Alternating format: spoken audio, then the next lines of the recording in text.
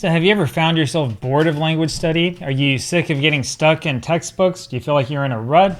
Do you hate learning grammar? If that's true, you're just like the rest of us, including myself, and this video is for you. So it's like this. As you can see here, I love learning foreign languages just as much as anybody else. But when it comes to grammatical explanations, some of this stuff honestly really makes my eyes glaze over. Sometimes I wonder if the explanations I'm getting are actually the simplest and most natural way to understand these grammatical principles. And sometimes I wonder if it's really worth it to do all of these extra exercises. Now, the answers to those questions, well, it's kind of complicated. So today we're going to talk about a concept that we call sentence mining. This is all the rage among language learning geeks, especially people who go on and on about this thing that they call comprehensible input. Anyway, let me explain to you how this works. When you think about traditional language learning approaches, you're usually thinking about memorizing words and a lot of tests, right? And to a certain extent, this is true. So for example, this old Foreign Service Institute Korean textbook is filled with substitution drills and other exercises that frankly are mindless busy work. The most extreme example of this is almost certainly Wheelock's Latin. The Wheelock's approach is almost like an engineering approach. You diagram everything, you memorize all the components, and then you try to piece it back together afterwards. And it sucks. I mean, it's awful. It's no fun at all. Nobody wants to sit down and memorize, every single possible conjugation of every single verb. Nobody wants to learn the difference or remember the difference between passive verbs and deponent verbs. If you haven't heard of that before, yeah, it's weird. Nobody wants to try to remember the subtle differences between the future tense and the periphrastic tenses. This isn't fun at all. Trust me, I've done it before. You don't want to do that. Now, the thing is that we're learning these languages to learn the languages, not to just learn a whole bunch of weird theory. Now, on the other extreme, you've got systems like Lingua Latina, which uses an approach that is a lot more popular. So instead of forcing you to memorize a bunch of charts, the Lingua Latina approach is based on sentences, and it's an attempt at creating a graded reader. Even the grammatical notes are written entirely in Latin, and they're designed to be simple and easy to understand, especially at the beginning. Okay, let's take a second here and talk about why this method works. So the reason why this works is because you're seeing words or phrases in context, right? Instead of memorizing a chart, you're approaching the language by actually reading the language. And ideally, you're reading it out loud so you can get a feel for how it sounds and how it works. This means that you develop a personal connection with the language, which is really important. But even more important than that is the fact that the language will be more interesting to you this way, because instead of a chart, you're reading actual words, or maybe a story instead of isolated sentences. In other words, translating a bunch of sentences completely out of context really, really sucks. It's especially frustrating if the actual textbook is made up mostly of boring tables like this one. I mean, at least with Lingua Latina, you get stories like the one here that features Aemilia, Julius, and Medus. But there still is a problem with the approach in Lingua Latina, and this is a problem that I think a lot of you have not really considered. The problem is that even though there's a story, everything is still pretty sterile and it's invented. In other words, it's kind of fake. Look, you're naturally going to be more inclined to want to read a story that you can understand than to simply read a bunch of random sentences. But this really is not a new concept. I mean, there have always been dialogues in textbooks and stuff like that, right? In fact, there's a system that Carl Sandburg came up with decades ago in books like German for Reading, French for Reading, Spanish for Reading. It's basically the same as Lingua Latina. This is basically a carefully controlled comprehensible input system for learning how to read German, French, Spanish, whatever book it is you get. The idea is that you cover up the left-hand column with your hand and you learn from what was written in the right-hand column, and then you test yourself. Now the system actually works pretty well. I went through all three of these books a couple years back. Well, it works pretty well if all you want to do is just read the language, sure. But you see, there's a problem here. The thing is that most of us want to learn how to actually speak the language and interact with people who speak the language natively, right? We don't just want to like sort of make some sense of it so that we can read an academic paper like really quickly or something like that. That's the problem with books like German for reading, French for reading, and so on. It's really designed for people who don't want to learn the language but want to feel like they've learned enough to sort of get by when it comes to academic papers. And this is really where these invented sentences become very, very problematic. As much as I enjoy books like the old integrated Korean series, there still is a problem. These sentences and these assignments, it's all invented. They're not real, it's not natural, it's not like it's spoken at the native speaker level. Now, fortunately, there are companies that came out with materials focused on conversations. For example, the Talk to Me in Korean series. Still, the best textbooks in the world won't get you anywhere near the authentic spoken language. In fact, there's no substitute out there at all for consuming content intended for native speakers of the language.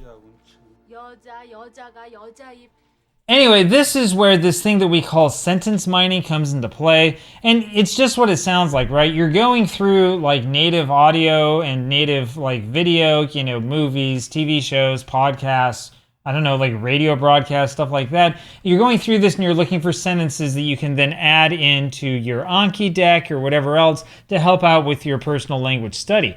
You see, the thing is that for obvious, you know, like copyright reasons, most of the textbooks will give you sentences and dialogues that are really stilted and sound pretty unnatural. This is true in every single language, including in English. The absolute best way to overcome this challenge, of course, is to actually live in the country and to interact with the language in everyday life. The second best way is to live in your country and make friends from that country and interact with them every day and speak to them in their language, right? The third best way is to spend time consuming native level content in that language, right? So like watching TV shows and so on, and use that as your textbook. The best part about watching dramas and listening to podcasts and stuff like that is that the content is actually interesting.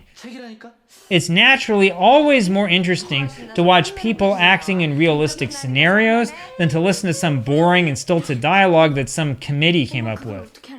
The problem, of course, is that you will struggle if your language skills are not quite up to a high enough level to let you have a natural chance at understanding what's going on. And this is also where I need to clean up some of the rumors that spread about sentence mining. Yes, it can help, especially if you're already at an intermediate level, if you've already gone through like a textbook series and you have a basic understanding of the language, and especially if you go that extra mile and you make sure that you're finding sentences not from random places, but from like TV shows and movies, so you can watch it, you can see the translation, you can hear it in context, and you can get a real feel for what they're saying and what it means. But no, you're not gonna like magically learn the language if you just grab a bunch of random sentences and stick them in your Anki deck. Trust me, because I've done that. So back in the old days, the Glossika textbooks that used to come with like the CDs, they would always include these essays at the beginning about sentence mining and Michael Campbell's theories behind language acquisition. This part about becoming fluent with just 3,000 sentences, however, is complete and utter garbage. And it's laughable, especially when you realize how poor the quality of the Glossika sentences really is. There are a few similar sentiments in books like Fluent Forever. But at least Gabrielle Weiner doesn't recommend that we completely skip grammatical instruction the way that Michael Campbell does. But the idea that you can learn and master complex grammatical concepts by having only one or two simple example sentences, that's also not entirely right. Now, the thing that everybody seems to miss about language learning is that it's not like solving a math problem. It's not like reverse engineering computer code or doing whatever like that, right? Languages are actually living things, and they're all about communication with other people. So what you really need to do to learn a language is not to like memorize the right sentences or something. No, what you need to do is you need to constantly expose yourself to the structure of the grammar of the language and the way that it sounds and the way that people speak it, right? You need to hear this in a natural way. The more that you hear this in a natural way, the more it will start to feel natural to you, and you'll start noticing the things that are not correct just sound wrong. That, by the way, is one of the reasons why it's so important to use Anki, but I'm talking about using it the right way. So, for example, this sentence comes from a 19th century Swedish novel. It's a pretty good example of the sort of sentence that you don't want to mind. This is long, it's complex, and honestly, it's really boring. Instead, you want to find native-level sentences that are short, simple, and contain maybe one thing that you don't know, sort of like this one. So in other words, you need to be very selective with your Anki card creation, right? Now, you need to do the opposite of what I've done, right? I didn't follow this principle for years. As a result, my big Anki deck is filled with all sorts of bloat and a bunch of stuff that I really just need to get rid of. I'm always tempted to just like clear it all out and just start all over. But of course, there still is this feeling that I don't want to undo like all of the work that I did in the past, just get rid of a lot of the stuff that's kind of junky, right? The thing is that ideally what you want to be doing with Anki card creation and sentences is to create your own comprehensible input by yourself. But what I mean by this is that you're creating cards only for sentences and phrases that are either right at your level or like one step above your level, like a little bit out of your reach. So let me give you an example of the way that I would approach this now. I mean, if you're a serious language student, it's only natural that you will want to eventually get to the big boy books like this one. The strength of this Routledge comprehensive grammar is that it uses almost all sentences from authentic Japanese media sources. The problem, of course, is that some of these sentences are horribly long and complex. This is not the sort of sentence you want to stick into Anki, believe me, because I did.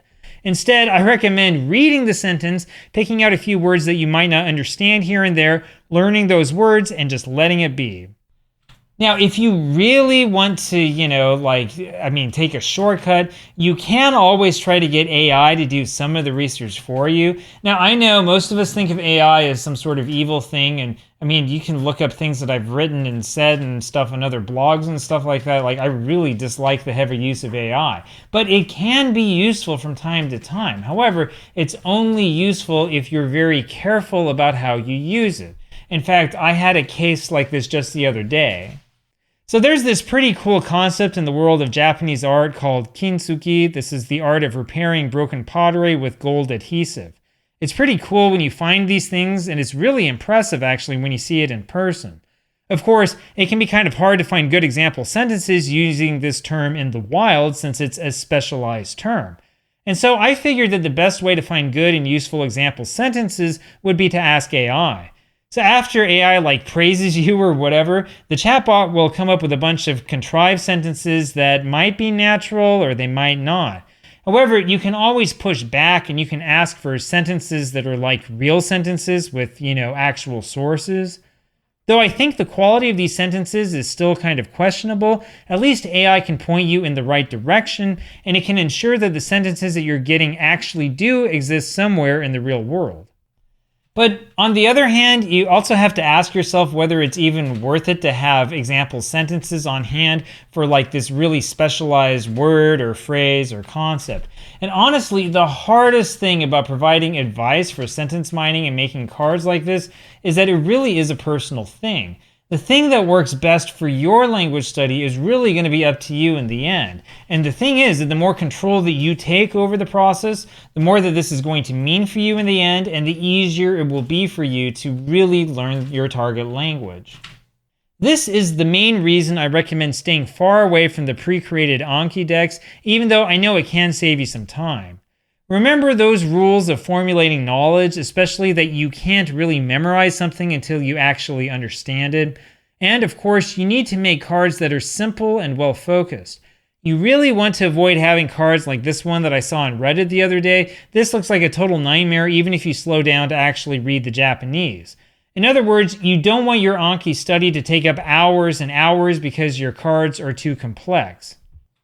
And the thing is, above all, you really need to remember that adding in sentences is not really so that you can memorize the sentence or the phrase or whatever it is you're putting in.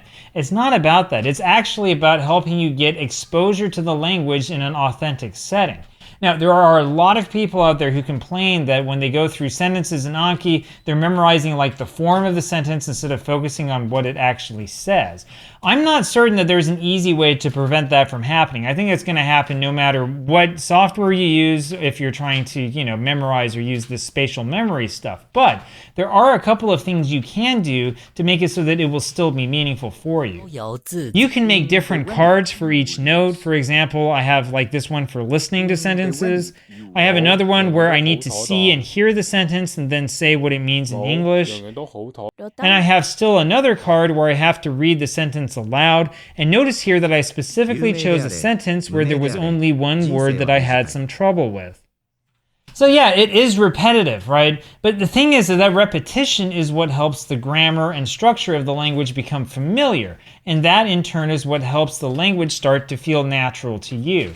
And of course, the best part of this is that you've created all of this yourself. In other words, your deck actually reflects your learning of the language. What you should be doing instead of cramming stuff into the Anki deck is learn concept and learn things first. Ask yourself, where do I need the most help or what would be most beneficial for me? And then create a few selected cards that focus on that. That's my recommendation anyway. I would say that when you're studying your language, screw the textbook. Go through a textbook series at first, right? And go through like one grammar book. But then after that, watch TV, watch movies, have fun while you study, and be really selective about what you stick in your Anki deck. Oh, and as always, please try to make sure you're spending no more than like an hour on Anki a day at most. If you're spending longer, get rid of the long stuff or add fewer new cards a day or change the FSRS settings or whatever you need to do. Remember, this should be fun, not a chore.